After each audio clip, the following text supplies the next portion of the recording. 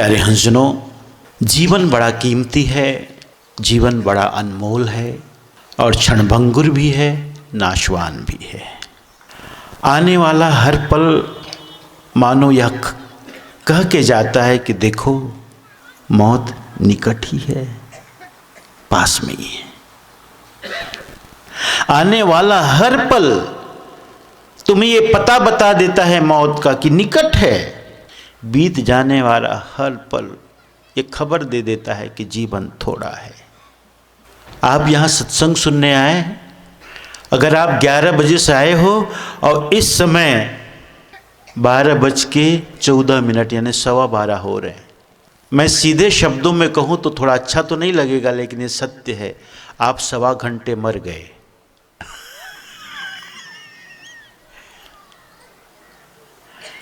ग्यारह तो ज़्यादा ही होगा, हाँ ठीक, 11 1.25 घंटे सुनने में जरा कठोर है, लेकिन ये सत्य है कि 1.25 घंटे हम मर गए। 1.25 घंटे हम दूर थे जरा मौत से और नजदीक आ गए, 1.25 घंटे नजदीक आ गए। और यही सत्य है, हर बीतने वाला पल मौत के निकट पर निकट ले जा रहा है, निकट से निकट, निकट से निकट। मैं प्रायः कहता हूँ इस बात को, मुझे अच्छा लगता है कहने। मेरी माँ कहती थी जब मैं छोटा था, बेटा जाओ पास के गांव से आटा पिसा लाओ। मैं साइकिल में जाता था थैले में लेकर और मिल वाले को दे देता, मिल वाला गेहूँ डाल देता। मैं देखता गेहूँ जब डल जाता तो दाने ऐसे हिलते हिलते हिलते हिलते ऐसे जाते थे, गड्ढा में गिर जाते थे। आज उसे याद करता हूँ तो ऐसा लगता है हमारे जीवन भी ऐसा ही है, हिलता हिलता हिलता हिलता जा रहा है, पल पल मौत हम सबका। महापुरुषों ने इसलिए चेताया, देखो भाई जीवन थोड़ा है, बड़ा मूल्यवान है, आपको मिला है, आपका सौभाग्य है, सद्गुरु का उपहार है ये जीवन, सद्गुरु की अमानत है ये जीवन। इसे अच्छी तरह से सहेजो, संभालो। तो जीवन के जो आर्किटेक्ट इंजीनियर हैं, संत महापुरुष, उनके पास हम जाकर बैठते हैं और जानना चाहते हैं कि कैसे इसे जिए, ऐसे कैसे जिए कि जिंदगी के अंत में हम परमात्मा को कह सकें, लो भाई तुमने दिया था इसे उपयोग करने, देख लो कहीं दाग नहीं लगाया हमने, ज्यों का त्यों दे दिया, लौटा दिया, देख लो जरा। इसलिए साहब, सदगुरु कबीर साहब की दृष्टि कितनी सूक्ष्म थी। और महापुरुषों की दृष्टि ऐसी होती है जहां आप नहीं देख सकते, रोज जी रहे हो, देख रहे हो, लेकिन आप कभी उसको आंकलन नहीं कर पाते, उसकी सूक्ष्मता को, उस व्यवहार में, उस जीवन में ऐसी घटनाओं को देख नहीं पाते जिनसे तुम सीख ले सको, सबक ले सको। सदगुरु कबीर साहब ऐसे ही एक घर में, एक माता के घर आए, मेहमान हुए। सुबह साहब निकले डोल मैदान के लिए, हाथ में कमंडल है, माता है। सोचा कि साहब आए हैं तो मेहमान हैं, सुबह नाश्ते में क्या खिलाऊंगी, रात को ही चिंता हो गई थी। माता ने सोचा चावल तो है, कनकी भी है, साहब को मैं चीला खिला देती हूं नाश्ते में। उसने सुबह जल्दी उठा और उठ करके कनकी और चावल पीसने लगी, आटा बनाने लगी। साहब जाते हुए देखा, अरे माँ तो इतनी सुबह उठ गई और काम पे लग गई। हाँ साहब, तुम्हारे लिए कुछ तैयार करना है ना, जलपान आदि, इसीलिए उठ गई हूं। माता ने फिर ध्यान नहीं दिया, सोचा साहब तो निकल गए, चले गए होंगे अपने डोल मैदान के लिए। वो काम पे फिर लग गई और वो चक्की से पीस रही है। अब तो चक्की भी ऐतिहासिक हो गई, कहीं कहीं देखने को मिलती है चक्की, देखने को कहीं कहीं मिलती है। और एक चावल छोटे ढेकनी, क्या बोल, ढेकी भी वो तो दिखती ही नहीं कहीं। अब तो लोगों ने सोचा ये तो बेकार की जगह घेरी रहती है, हटा दिया। अब जो माता चक्की पीछे उसे और कोई एक्सरसाइज करने की जरूरत है? नहीं है। और क्या करेगी वो? तो पूरे कमर की कसरत हो जा रही है, पूरा घूम घूम के कर रही है।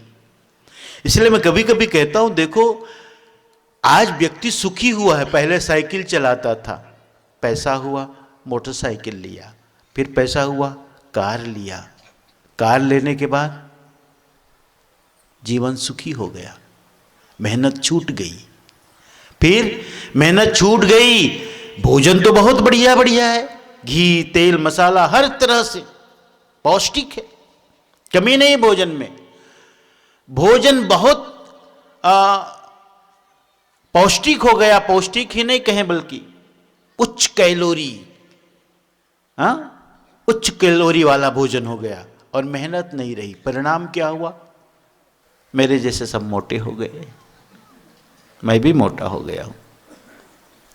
अक्सर आज के समय में देखोगे मोटे हो गए लोग। अब मोटे हो गए तो डॉक्टर के पास जाते हो, डॉक्टर कहते हैं देखो सावधान हो जाओ, शुगर बीपी ये सब आसी पास खड़े हैं। तो क्या करें डॉक्टर साहब? फिर से साइकिल चलाओ। आ गए ना साइकिल पे, फिर आ गए, फिर साइकिल खरीदते हो घर में, गली वाली साइकिल नहीं, घर वाली साइकिल, उसी में करते रहते हो ऐसे ऐसे। माता जी ने सोचा साहब चले गए, लेकिन साहब वहीं पे खड़े हैं, और खड़े खड़े फिर नजर पड़ी, ध्यान पड़ा, तो कहे साहब जी तुम यहीं खड़े हो, मैं तो सोची तुम चले गए होगे, और ये क्यों, ऐसा क्या बात है? आप तो, आपके आंखों में आंसू। तो साहब ने उसी समय साखी कही थी, चलती चाकी देख के दिया कबीरा रोए। चलती चाकी देख के साहब कहते हैं, चलती चाकी को, चलती चक्की को देखकर मेरे आंखों में आंसू आ गए, क्या करूं? चलती चाकी देख के दिया कबीरा रोए, दो पाटन के बीच में साबुत बचा ना कोई। आंखों में आंसू इसलिए आ गए कि मैं ये देख रहा हूं दोनों पाटों के बीच में जो भी दाना जा रहा है वो साबुत नहीं, पिस करके आ रहा है, आटा बन के आ रहा है। उन दोनों पाटों से साहब ने कितनी दूर की बात देख ली, जीवन और मौत। दो पाट नहीं देखा उन्होंने, दो पाट को देखकर जीवन और मौत की याद कर लिया कि संसार ऐसा ही है, यहां दो पाट है, एक पार्ट जीवन का, एक पार्ट मौत का, और इस जीवन के दोनों पार्टों में जीव पीस रहा है, कोई बचता नहीं साबुत। आना जाना आवागमन लगा ही हुआ है। फिर साहब की एक नजर भी पड़ गई, फिर से नजर पड़ी, ठीक ठीक ठीक, अच्छा वो कील भी है बीच में, और जो कील के किनारे लगा है दाना वही साबुत है। जो कील के किनारे लगा है दाना वो पिसने से बच जा रहा है।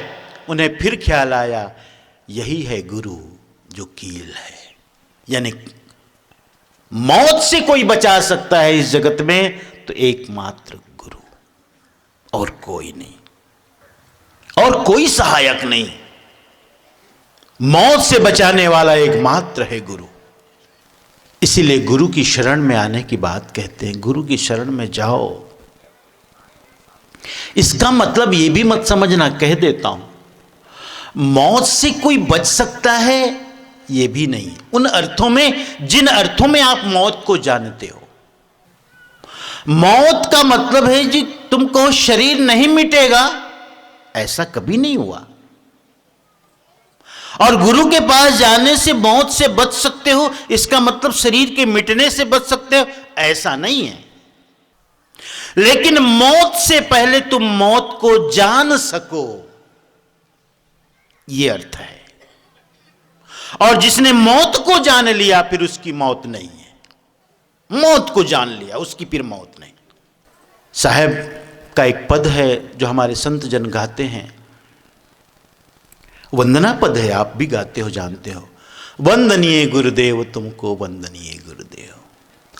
साहिब कबीर अभय पद दाता साहिब कबीर, अभय पद दाता पूर्ण परख समेव, तुमको वंदनीय गुरुदेव।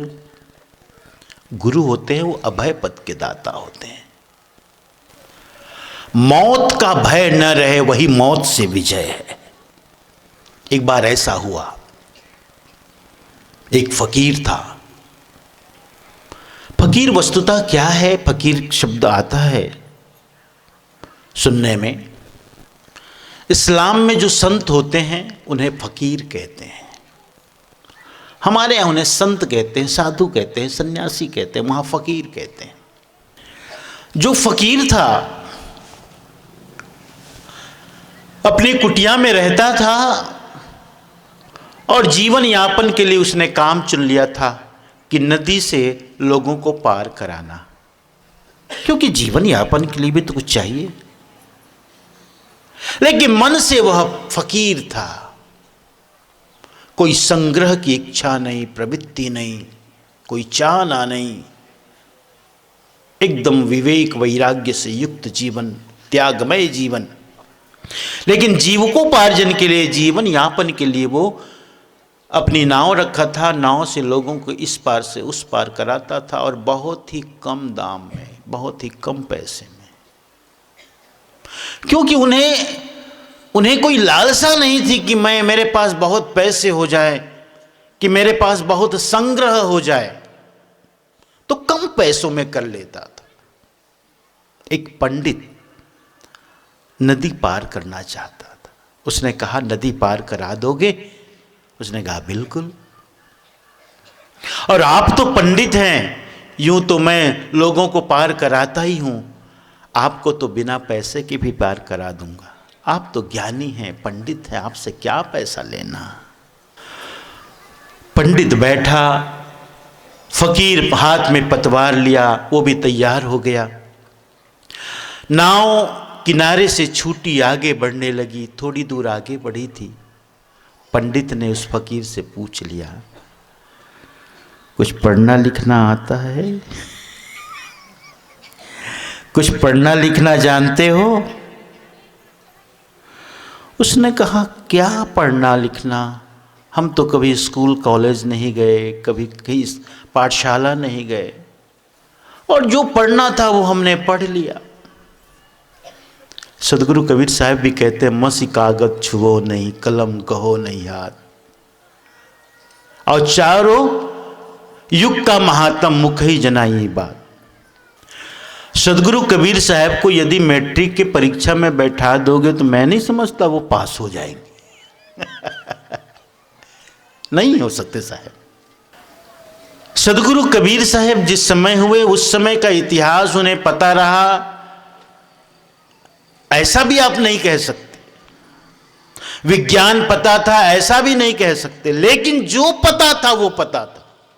अब ऐसा होता है, बड़े बड़े संत महात्मा जो होते हैं, ऐसा मत समझो कि सब ज्ञान है उसको। विज्ञान भी, गणित भी, भौतिक शास्त्र भी, रसायन शास्त्र भी, ऐसा कोई नहीं। ये महावीर, भगवान महावीर के मानने वाले जैन धर्म वाले भगवान बुद्ध का मजाक बनाते हैं। क्या कहते हैं?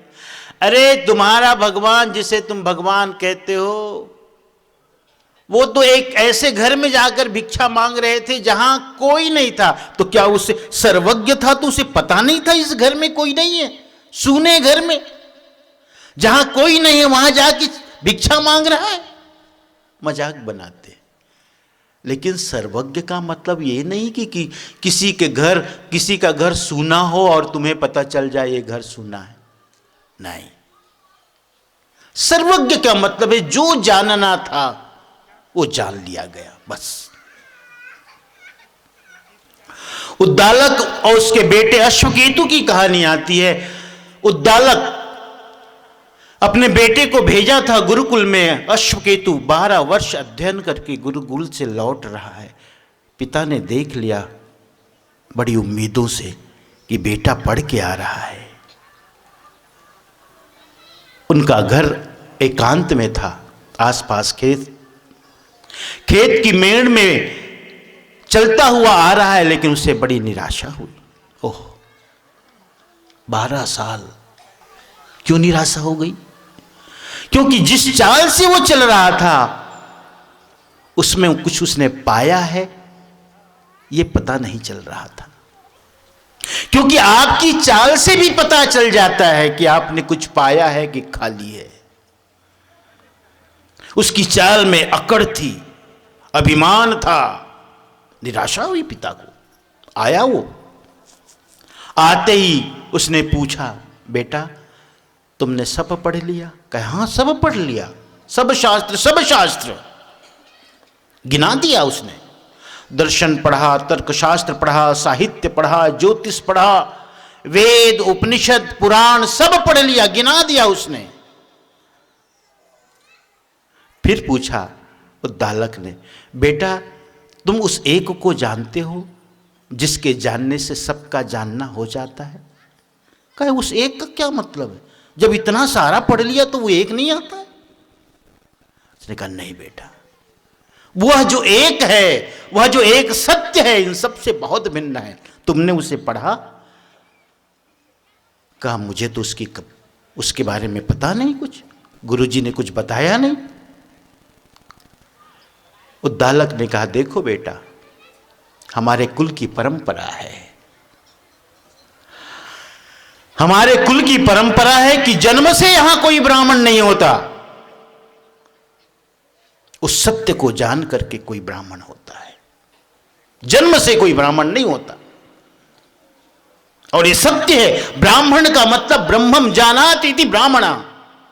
उस ब्रह्म का मतलब उस सत्य को जो जान जाता है वही ब्राह्मण है। ये जो 4 वर्ण है उसकी परिभाषा यही है। ब्रह्म को जान जाता है, उस सत्य को जान जाता है, वही ब्राह्मण है। क्षत्रिय का मतलब है जिसके मन में संकल्प है उसे पाने की, उसका मतलब क्षत्रिय। वैश्य का मतलब जो धन के पीछे है, धन की चाहना में है, धन जोड़ना चाहता है, इसलिए कठोर शब्द है ये वैश्य। संत जन कहते हैं वैश्य शब्द बना है वैश्या से, सुनने में थोड़ा अच्छा नहीं लगता। जो सिर्फ धन के प्रति लालायित है, जिसकी ललक है, वो वैश्य। शूद्र का मतलब जो प्रमादी है, जो आलसी है, जो कर्म के प्रति जागरूक नहीं है, जो कर्म से दिल चुराता है, मन चुराता है, जो कर्म करना नहीं चाहता लेकिन बिना कर्म किए जीना चाहता है, खाना चाहता है, रहना चाहता है, यानी आलसी प्रमादी। ये वर्णों का विभाजन है।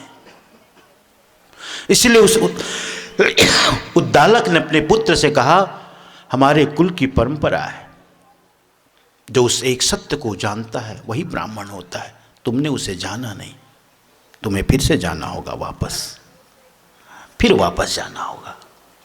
भेजा गया, मां रोकती रह गई। पिता को भी उसने कुछ भला बुरा कहा, अरे बेटा अभी आया था, इतने वर्षों बाद आया, पानी तक तुमने पीने नहीं दिया, उल्टे पांव लौटा दिया, कहा नहीं जाने दो। वापस फिर गया, गुरु के समक्ष उसने बताया कि पिताजी का ये आदेश है। गुरु समझ गए, उसने कहा कोई बात नहीं, ऐसा है ये 400 गायें हैं, इसे लेकर जंगल में जाओ, जब तक 1000 गाय ना हो जाए वापस नहीं आना। जब वापस आया तो शिष्यों से पूछा गिन लो 1000 है कि नहीं। शिष्यों ने कहा गुरुजी 999 होती है। कहा फिर से गिनो, ठीक से गिनो। शिष्यों ने फिर से गिना, कहा 999 ही है। कहे नहीं 1000 है। 1000वीं गाय वो अश्वकेतु है, जो गायों के साथ रहता रहता गाय बन गया। सत्य को जाना था, अब जब आया दूसरी बार तो उसकी चाल में एक मस्ती थी, एक विनम्रता, एक सत्य की प्राप्ति की निर्भर दशा। पिताजी बड़े प्रसन्न हुए, अब तुमने उस सत्य को जाना है। जो सत्य को जानता है उसे पढ़ने लिखने की जरूरत क्या है? क्या जरूरत है? बहुत वेदों को, शास्त्रों को पढ़ लो, सब जान लो, लेकिन उसे नहीं जाना। पंडित ने कहा था पढ़ने लिखने आता है? उसने कहा नहीं, मैंने तो पढ़ा लिखा नहीं। कि तेरा 4 आना जीवन बेकार हो गया। फिर आगे बढ़ी नाव। उसने कहा कुछ गणित आता है? हिसाब किताब? हिसाब किताब तो जानते ही होगी, लेन देन का मामला है, लोगों को यहां इस पार से उस पार ले जाते हो, उस पार से इस पार लाते हो, कुछ तो गणित आता होगा, हिसाब किताब करते होगे। उस फकीर ने कहा क्या होगा हिसाब किताब लेकर, हम दिन भर का हमारा व्यवहार पूरा हो जाए, इससे ज्यादा हम कमाते नहीं। कितनी अच्छी बात है। दिन भर हमारा जो काम चल जाए, इससे ज्यादा हम कमाते नहीं, लेते नहीं। रही बात कल की, तो हमें पता है हर बार हर दिन वो हमें जब दे देते हैं तो हम कल की चिंता क्यों करें? चिंता करने वाले तो वो हैं, क्यों कल की चिंता करें? क्या करना है हिसाब किताब जानकर? पंडित ने फिर से कहा तेरा 8 आना जीवन बेकार है। फिर नाव आगे बढ़ी। नाव जब आगे बढ़ी तो थोड़ा बवंडर आ गया, तूफान आ गया, नाव डगमगाने लगी। अब बारी आई फकीर की। फकीर ने पूछा पंडित जी तैरना आता है? पंडित जी तैरना आता है? उसने कहा नहीं। तो सब जाना तुमने, लेकिन तैरना नहीं जाना। और जब तैरना नहीं जाना तो लो हम तो कूदते हैं, तुम्हारा 16 आना जीवन बेकार हो गया। तुम्हारा 16 आने का 16 आना जीवन बेकार है। विद्या तो वही है जो मौत में भी काम आए, अंतिम समय में जो काम आए वही ज्ञान है। सदगुरु कबीर साहब ने देखी थी इस बात को बड़ी नजदीकी से, बड़े करीब से। कहा देखो ये जो कील है, कील जो कील के सहारे लग गया उसका जीवन बच गया। क्योंकि गुरु तुम्हें मरने नहीं देंगे, गुरु तुम्हें मरने नहीं देंगे, गुरु तुम्हारी सदा रक्षा करते हैं। एक बार ऐसा और हुआ, ख्याल आता है, रामदास जी बड़े ऊंचे दर्जे के संत थे। उसके पास एक शिष्य रहता था, 16 बरस का, तरुणावस्था का शिष्य था। उसका एक ही काम था, सुबह थैला लेता था, झोली लेता था और भिक्षाटन के लिए चला जाता था। जब भिक्षाटन के लिए गया तो एक ज्योतिष के घर के सामने खड़ा होकर हाथ फैलाकर कहता है भिक्षाम देहि। जब हाथ फैलाया तो ज्योतिष ने हाथ की लकीरें देख लिया, रेखाएं देख लिया। कहा अरे तेरे हाथ की लकीरें बताती है कि तू कल का सूरज न देख पाएगा और भिक्षाटन के लिए आया है। सुनना था, अब तो उसे चिंता हो गई। मरने का डर किसको नहीं होता? वो 16 बरस का तरुणावस्था का ब्रह्मचारी, पूरा जीवन बाकी है जिसका अभी तो तरुणा युवावस्था में कदम ही रखा है। दौड़े दौड़े गुरु के पास गया।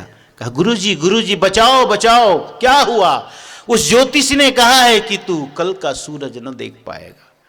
कहे बेटा चिंता न करो, कुछ नहीं होगा। नहीं गुरुजी बहुत डर लग रहा है, मुझे तो बहुत डर लग रहा है, भय लग रहा है, पता नहीं कल क्या होगा, मेरे हाथ पैर कप रहे हैं।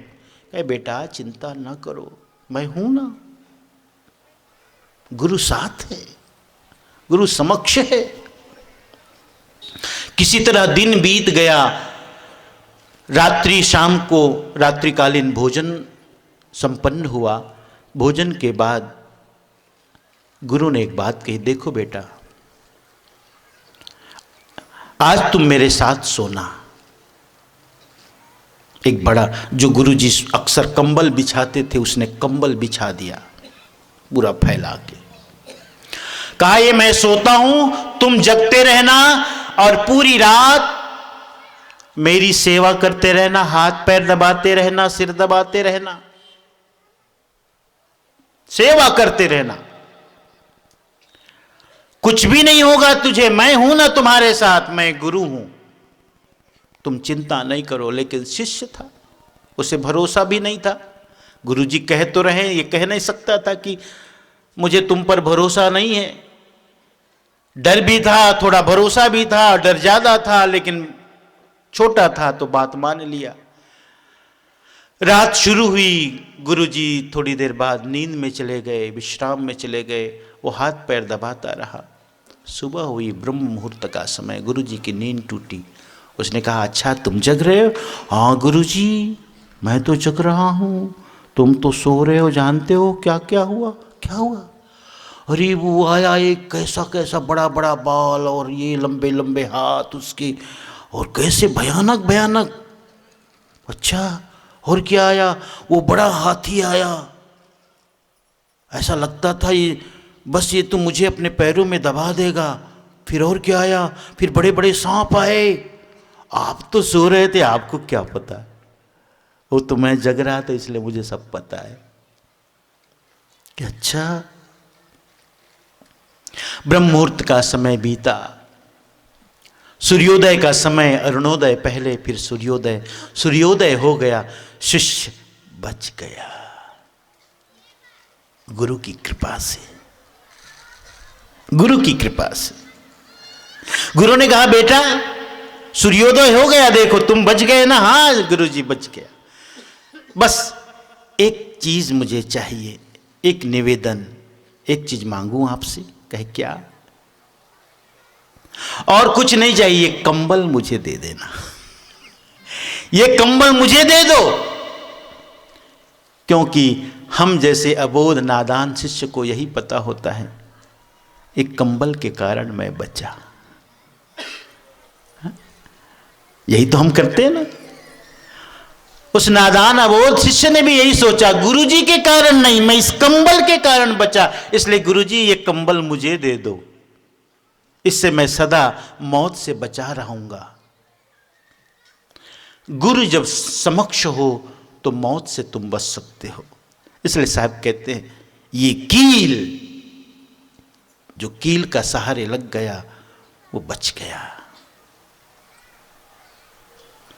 साहब के गुरु पर बहुत सारी साखियां, बड़ी प्यारी साखियां। साहब कहते हैं गुरु को मानुष जानते ते नर कहिए अंध, 184 भरम ते पढ़ते यम के फंद। इसलिए गुरु में मनुष्य बुद्धि मत रखो, गुरु में एक परमात्मा बुद्धि रखो, गुरु में मनुष्य बुद्धि नहीं। गुरु धनी धर्मदास साहब ने इस बात को अच्छी तरह से समझा था। माना कि आज धर्मदास साहब की बड़ी आलोचना होती है,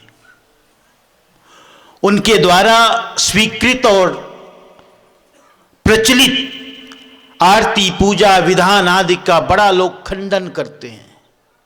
मैं संकेत में कहूं तो यही कि हमारे कबीर पंथ में कुछ ऐसी शाखाएं हैं जो बस एक ही बात पर, एक ही उद्देश्य बना के चल रहे हैं कि लोगों को चौका आरती से छुड़ा दो। बस क्या होगा चौका आरती से छुड़ा के? क्या कर लोगे बड़ा? कौन सा तीर मार लोगे?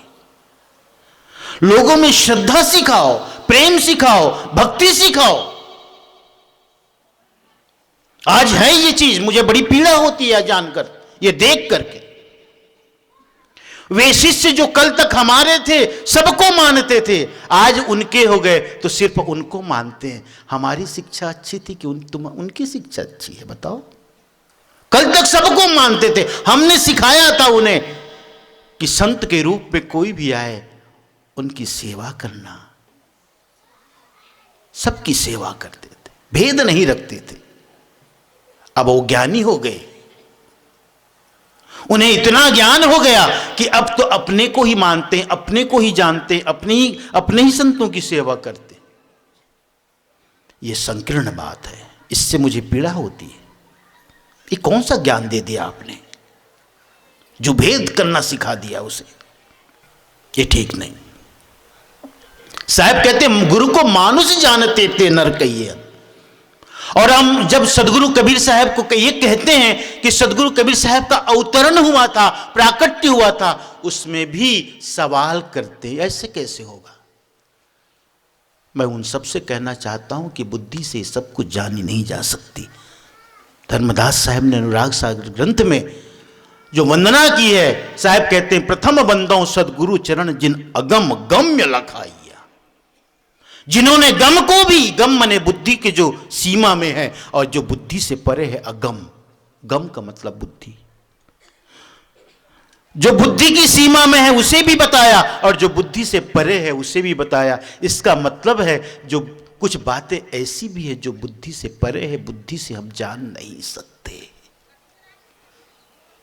उसे बस अनुभव कर सकते हैं। उसी को साहब ने कहा, हीरा पायो गांठ गठियायो, बार बार वाह को क्यों खोले, और मन मस्त हुआ तो क्या बोले। गूंगे का गुड़ है, गूंगे का गुड़, गूंगे, कोई गूंगा हो उसे गुड़ खिला दो और पूछो उसका स्वाद क्या है, कहना मुश्किल है। कहते हैं कि इस्लाम में अल्लाह उस खुदा के 100 नाम गिनाए जाते हैं, 100 नाम, लेकिन गिनाने पर 99 ही आता है, 99 आता है। जब भी कोई गिनता है 100 तो पड़ता है, लेकिन गिनने पर 99 आता है। जब पूछा जाता है भाई 99 क्यों है, 100 क्यों नहीं, कहते हैं कि उसका कोई नाम ही नहीं है। ये 99 तो मात्र संकेत है, संकेत है, वो अनामी है, उसका कोई नाम नहीं हो सकता। और जिसका कोई नाम नहीं हो सकता उसे क्या नाम दो? इसीलिए तो हमारे यहां सत्य नाम का चलन है। सत्य नाम, सत्य नाम का मतलब है जो सत्य है उसका और दूसरा कोई नाम हो ही नहीं सकता। क्या नाम रखोगे आप? क्योंकि जब नाम हम रखते हैं तो अक्सर क्या कहते हैं, रे तेरा ये नाम है और तू ऐसा काम करता है। कहने का मतलब क्या कि हम उम्मीद करते हैं यदि ये तुम्हारा नाम ऐसा है तो तुम्हारा कर्म भी ऐसा हो, चरित्र भी ऐसा हो, गुणधर्म भी ऐसा हो। जो सत्य है, त्रिकाला बाधित है, तीनों अवस्थाओं में एक जैसा रहने वाला, अपरिवर्तनीय है, बदलाहट के गुणधर्म से रहित है, वो सत्य है। तो सत्य का और क्या नाम रखोगे? जो भी नाम रखोगे उसके अर्थ को, गुणधर्म को पूरा कर न पाएगा। इसलिए कहते हैं सत्य है, उसका सत्य नाम है, और कोई नाम नहीं हो सकता। नहीं अस्मात् अन्यत् परम अस्ति अथ नामधेयम सत्यम। ये छांदोग्य उपनिषद का वाक्य है जो मैं अभी बताया। और कोई दूसरा नाम हो ही नहीं सकता उसका। नहीं अस्मात्, इससे, नहीं अस्मात् अन्य, दूसरा श्रेष्ठ, परम श्रेष्ठ नाम नहीं हो सकता। तस्य नाम, उसका नाम सत्य नाम। इसलिए सत्यनाम की महिमा हम कहते हैं कि सत्यनाम, सत्यनाम की ध्वजा का आरोहण करते हैं। देखो सत्यनाम का ध्वजा हमारी परिपाटी है कि कोई भी कार्यक्रम होता है तो सबसे पहले सत्यनाम निशान पूजा करते हैं, ध्वजा का आरोहण करते हैं। इसलिए करते हैं कि यह जो सत्य नाम अंकित है ध्वजा में, जब लहराएगी ये ध्वजा तो फिजाओं में, हवाओं में अपने प्रभाव को छोड़ेगी। क्या? ध्वजा छोड़ेगी, यानी सत्य नाम का प्रभाव हवा में घुल मिल करके लोगों के मनो मस्तिष्क को प्रेरित करे। इसलिए हम सत्य नाम के ध्वजा का आरोहण करते हैं। और अंत में सत्पुरुष की पूजा रूप चौका आरती करते हैं। आज भी चौका आरती है। और आप सभी को पता है यहाँ का एक अलग ही इतिहास है। चलिए प्रसंग भेद हो जाएगा, इसलिए मैं जो कहता था कि गुरु को मानुष जानते तेनर कहिए अंग, साहब कहते हैं गुरु में मनुष्य बुद्धि मत रखो, परमात्मा बुद्धि रखो।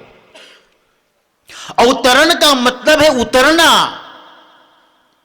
मैं सदा इस बात को कहता हूं कि महापुरुषों का जो जन्म होता है, सदगुरु का जो जन्म हुआ, वासना के कारण नहीं हुआ, करुणा के कारण हुआ। जीव दुखी देखी भवसागर ता कारण पगुधारा हो। साहब ने जीवों को दुखी देखकर इस संसार में आया। उसकी कोई अपनी वासना नहीं थी, उनका कोई भोग नहीं था, उनका प्रारब्ध नहीं था।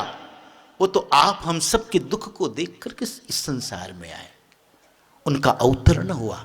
कभी आपने देखा, अब तो नहीं है, पहले छप्पर के मकान होते थे तो छप्पर के बीच थोड़ा सा छिद्र होता था तो प्रकाश का एक बीम आता था। बीम, उसी को कहते उतरना, वही है अवतरण। इसलिए जब सदगुरु कबीर साहब का हम प्राकट्य का चित्र देते हैं तो एक बीम देते हैं। इसे समझने की जरूरत है जी। इसे बुद्धि से मत समझो, हृदय से समझो। बुद्धि को परिष्कृत करने के लिए तो सारे विश्वविद्यालय हैं, पाठशालाएं हैं, सब है। हृदय को विकसित करने के लिए कोई यहां साधन नहीं है। इसलिए सोचो, आपकी हर बात हम बुद्धि से जान जाएं, यह संभव नहीं। हृदय से कुछ बातें हृदय से जानी जाती। इसलिए धर्मदास साहब का पद है, गुरु मिले अगम के वासी। अगम के वासी, गुरु को मैंने तब जाना जब अगम का सहारा लिया। श्रद्धा, क्या? श्रद्धा का, भक्ति का, प्रेम का, अनुरक्ति का, श्रद्धा का सहारा लिया। श्रद्धा का एक ही मतलब है, असीम अज्ञात के प्रति विश्वास, जिसे तुमने कभी देखा नहीं, कभी जाना नहीं। परमात्मा को किसने देखा है? लेकिन जो परमात्मा के प्रति विश्वास है, उसी का नाम श्रद्धा है। कोई देखा है? नहीं। लेकिन हां, हमें पता है परमात्मा है, सत्पुरुष है, और वह सत्पुरुष सिर्फ श्रद्धा से ही प्राप्त हो सकते हैं। अवतरण का मतलब यही है, एक बीम, एक प्रकाश की किरण। सदगुरु का अवतरण भी संसार में ऐसा ही हुआ था। हम बुद्धि से तौलते हैं, ऐसे कैसे होगा जी, प्रकृति का नियम ऐसा नहीं है। वो अपनी जगह ठीक है, प्रकृति का नियम, लेकिन जरा सा तुम बुद्धि से ऊपर उठ के देखोगे तो तुम भी पाओगे, नहीं, साहब का अवतरण हुआ था। सदगुरु हमारे जैसे नहीं थे, शरीर से भी हमारे जैसे हो सकते थे, लेकिन हम इतना ही जानते, ऐसा हुआ भी है। अब महावीर के बारे में जैन धर्म के मानने वाले कहते थे, महावीर, भगवान महावीर को पसीना नहीं आता था। इसका क्या मतलब है? अब आप कहोगे बुद्धि और तर्क से, अरे पसीना क्यों नहीं आएगा, शरीर है तो। लेकिन कहने का मतलब कुछ और है, भाव कुछ और है। अक्सर क्या होता है, गुरु के प्रति आपकी श्रद्धा तभी बनती है जब गुरु आपसे अलग दिखे, वेशभूषा में, रहनी में, विचार में, तभी श्रद्धा पैदा होती। गुरु आप ही जैसा हो तो श्रद्धा नहीं होती। आपके साथ स्मोकिंग करता हो, आपके जैसा सब कुछ करता हो। कहीं कहीं बहुत सारे गुरु, तंबाकू खाने वाले गुरु मिल जाएंगे, गुटखा खाने वाले गुरु मिल जाएंगे, पैंट पहनने वाले गुरु मिल जाएंगे। तो जहां गुरु का मतलब देखो, श्रद्धा वहीं पैदा होगी जब आप अपने से उसे अलग समझोगे नहीं, देखोगे। इसलिए जब बड़े महापुरुषों के बारे में लिखा जाता है तो इसलिए लिखा जाता है कि तुम्हारी श्रद्धा बन सके। नहीं तो तुम भी वही, वाह हमन खाना खाथन गाऊ खाथे, हमल कहाँ अलग है, ऊ हरे हमरे जैसे नहीं। दिखने में आप जैसे हो सकते हैं और सब में आप जैसे हो सकते हैं, लेकिन उनकी चेतना बहुत ऊपर उठी हुई है, चेतना की परम ऊंचाई है। इसलिए तो गुरु को कहते हैं, गुरु का मतलब है जो संसार को भी जानता है, जो परमात्मा को भी जानता है। और गुरु आपके सुख दुख को, आपकी समस्या को और आपके कमजोरी को, आपकी शक्ति और सामर्थ्य को भी जानता है, और सदगुरु को भी जानता है, और आपकी शक्ति और सामर्थ्य के अनुसार आपको साधना, आपको उपाय, आपको विधि बताते हैं। इसलिए गुरु पूजनीय है। तो गुरु में मनुष्य बुद्धि मत रखो, परमात्मा बुद्धि रखो। क्योंकि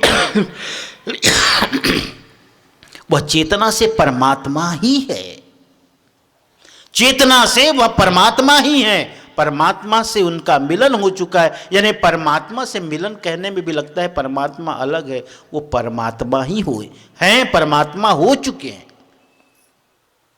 परमात्मा ही है।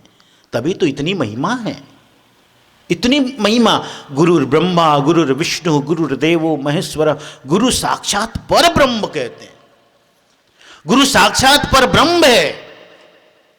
तो गुरु को मानुष जानते ते नर कहिए अंध, लख 84 भरम ते पढ़ते यम के पंथ। वे अंधा हैं और इन अंधों के लिए ही ऐसा कहा जाता है, क्योंकि उन्हें दिखाई पड़ता नहीं, उनके अपने अलावा कुछ दिखता नहीं है।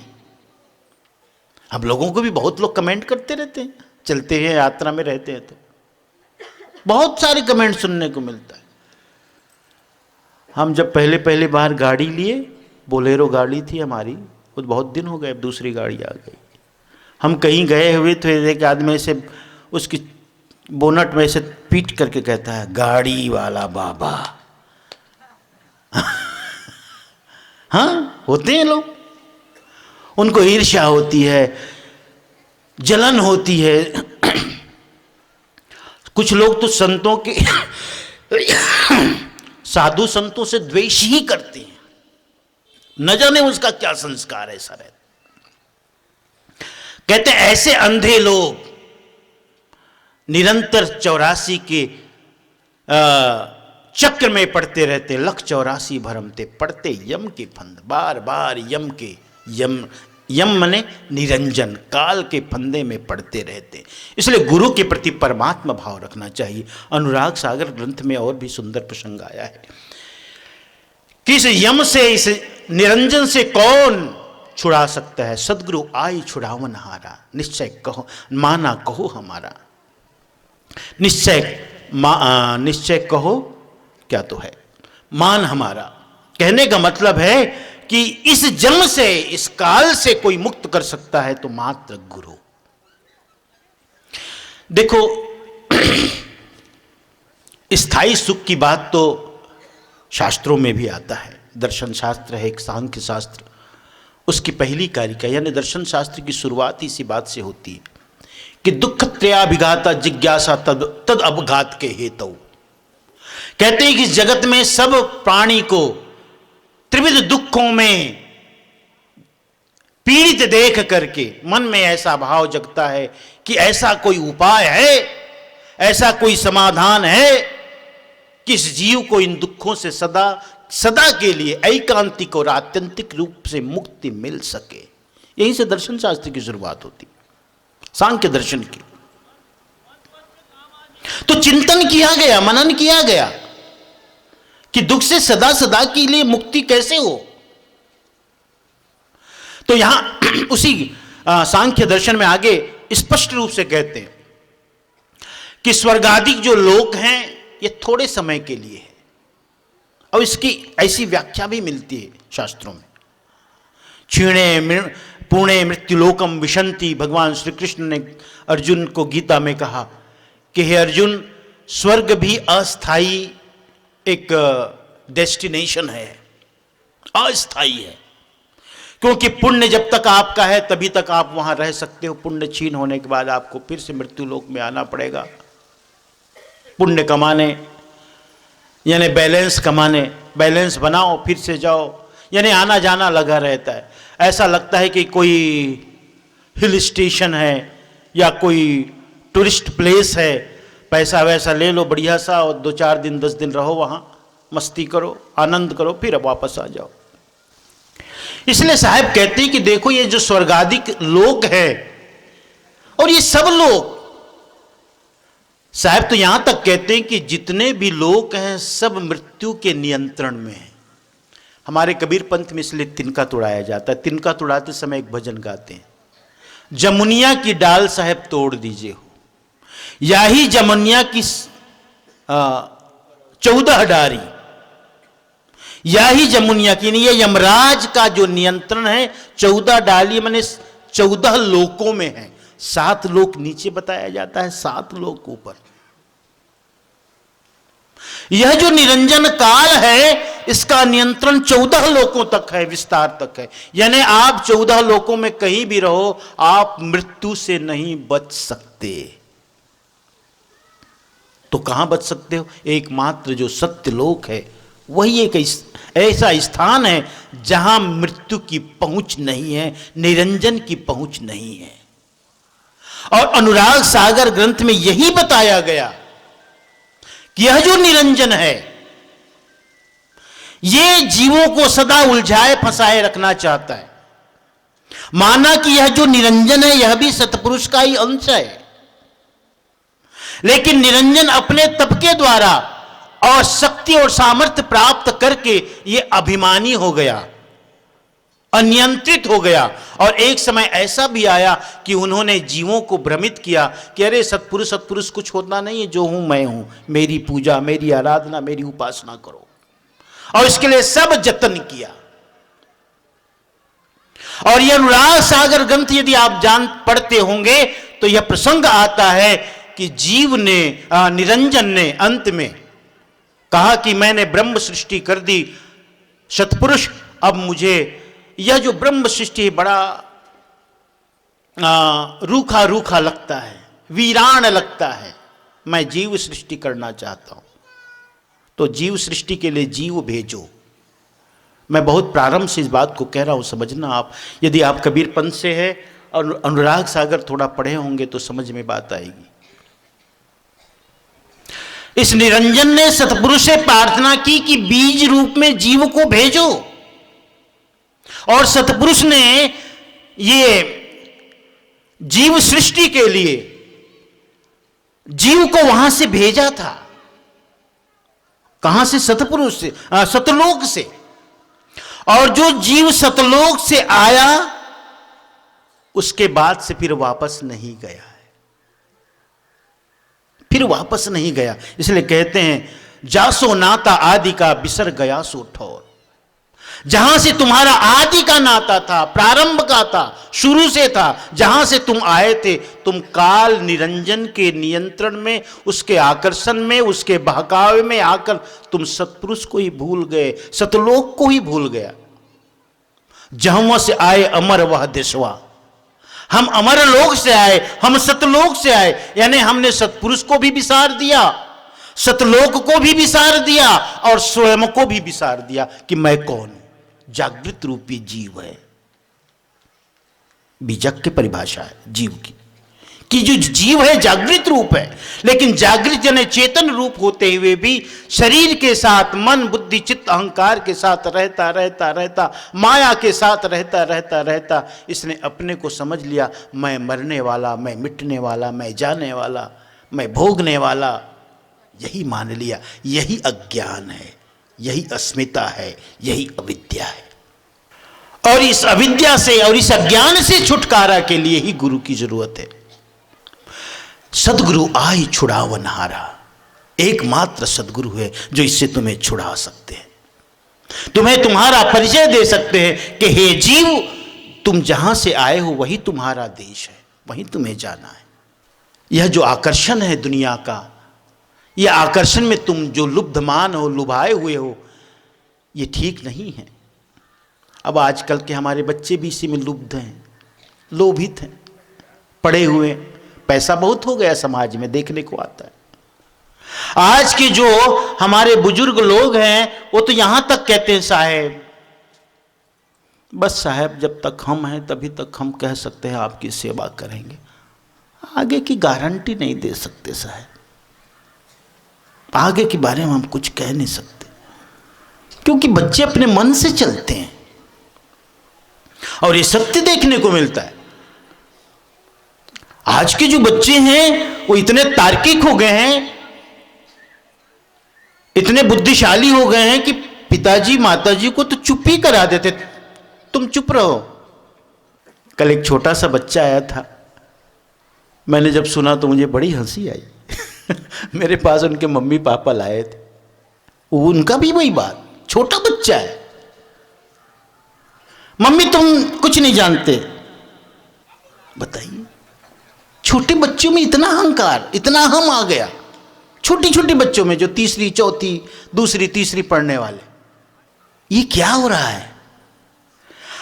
भौतिक विकास बहुत हो रहा है, लेकिन मानवीय मूल्य, मानवीय विकास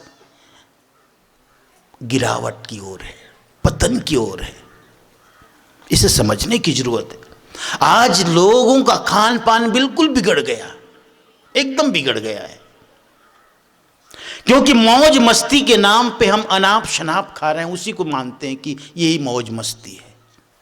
अच्छे अच्छे कबीरपंथी घरों में अब दुर्दशा हो गई, खान पान बिगड़ गया, घर में नहीं बनता तो बाहर खाते हैं। बताइए क्या स्थिति आ गई। इसे हमें चिंतन करने की जरूरत है। हम बड़े हैं, हम बुजुर्ग हैं, हमें इस बारे में मंथन चिंतन करना होगा। माना कि समय का असर प्रभाव पड़ता है, लेकिन ऐसा भी नहीं कि ये जो मानवीय मूल्य है, नैतिक मूल्य है, वो इतना गिर जाए अंधी दौड़ में। इसे समझने की जरूरत है। मैं युवाओं से कहूँगा, बच्चों देखो, जीवन बड़ा मूल्यवान है, भविष्य तुम्हारा इंतजार करता है, तुम्हें अपने भविष्य के तुम निर्माता हो, तुम्हें अपना भविष्य बनाना है। सदा एक बात याद रखना, जब भी तुम जीवन में आगे बढ़ोगे, दो रास्ता मिलेगा। जीवन में जब भी तुम आगे बढ़ोगे, दो रास्ता मिलेगा। एक रास्ता ऐसा होगा जो बड़ा आकर्षक होगा, फूलों से भरा होगा, हाँ, फूलों से भरा होगा, पंखुड़ियां होगी, सुगंधित चीजें होंगी, अच्छी बातें होंगी, सब कुछ अच्छा होगा। एक दूसरा भी रास्ता होगा जो उबड़ खाबड़ होगा, कंटकाकीर्ण होगा।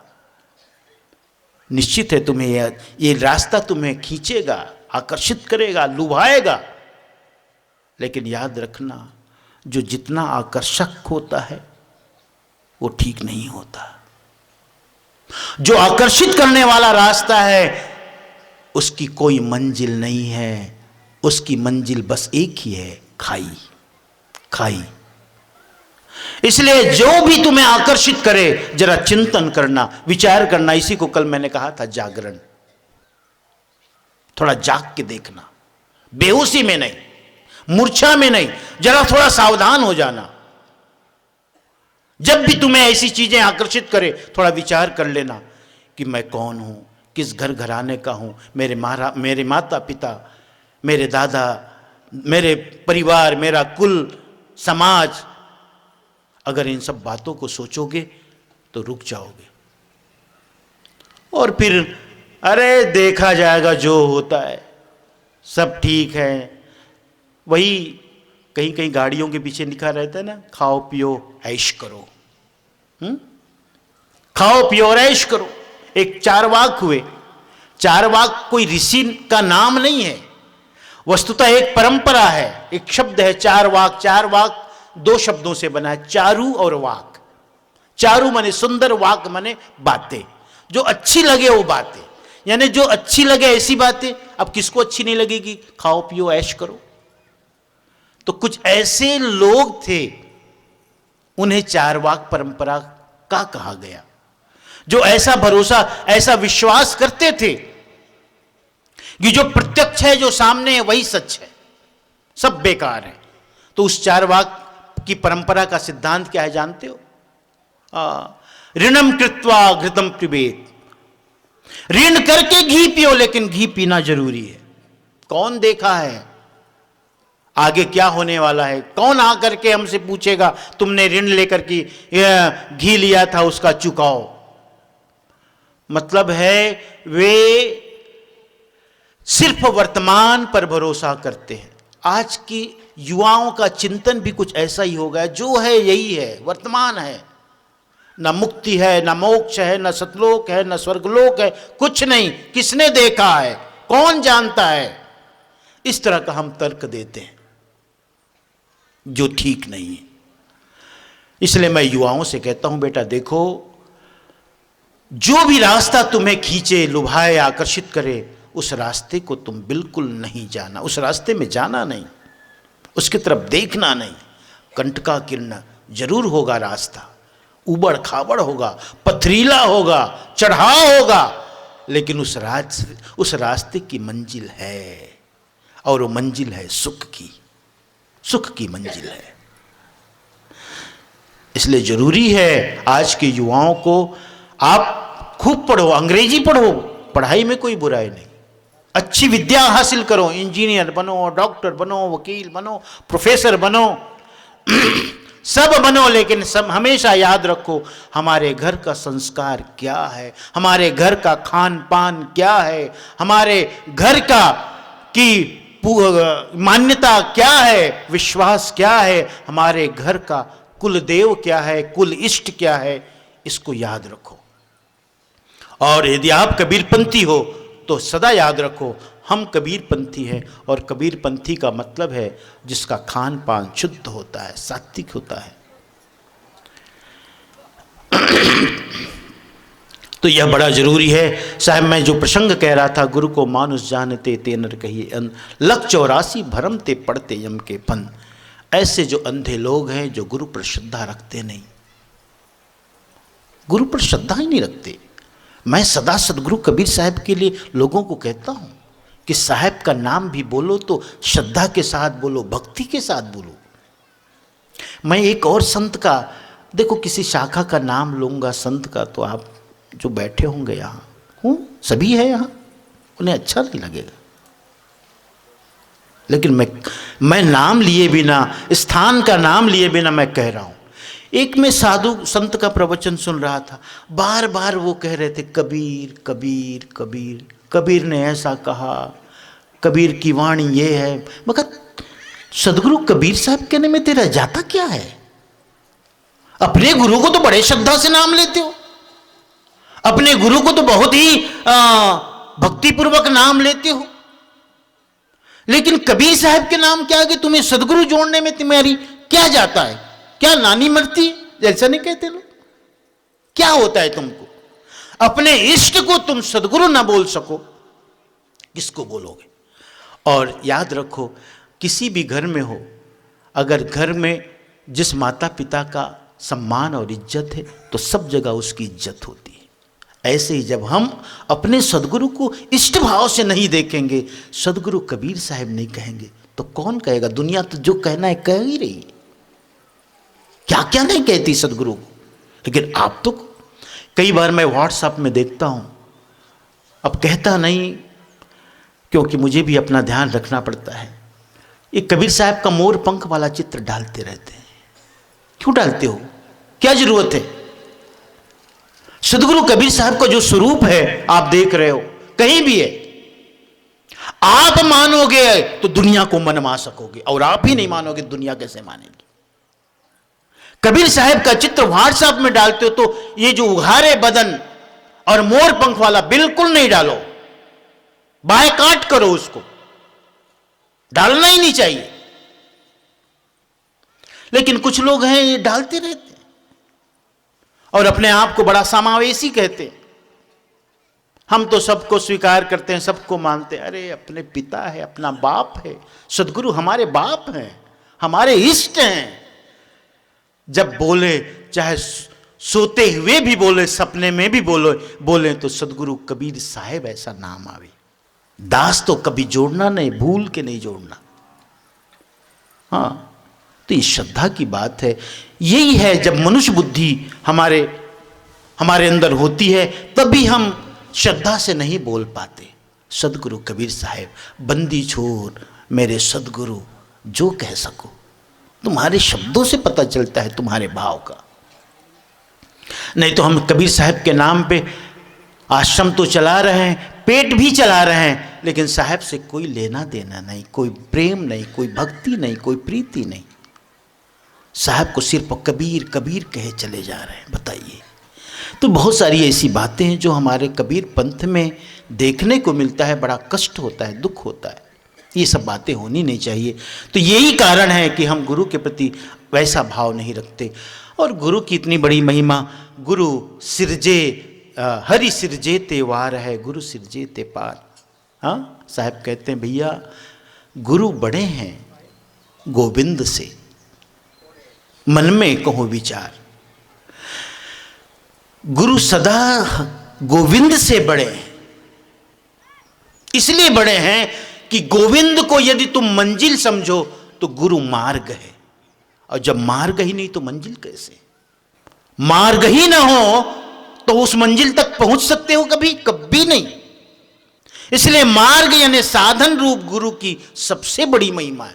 इसलिए तो कबीर साहब की साखी को लोग का उल्लेख करते, गुरु गोविंद दो खड़े काके लागू पाए, बलिहारी गुरु आपने जिन गोविंद दियो बताए। एक शिष्य के घर में दोनों एक साथ आ गए, गुरु भी आ गए और गोविंद भी। अब साधक और शिष्य के सामने एक दुविधा आ गई कि भगवान भी है और गुरु भी है, कैसे करूं, क्या करूं, किसका पहले चरण वंदन करूं? फिर उसे ध्यान आया, इन गोविंद को तो मैं जानता ही नहीं था, और ये गुरु ना होते तो मैं जान भी ना पाता। गुरु से ही मैंने गोविंद को जाना है। प्रथम वंदनीय गुरु हैं, गुरु को उन्होंने पहली वंदना की। ये गुरु की महिमा है।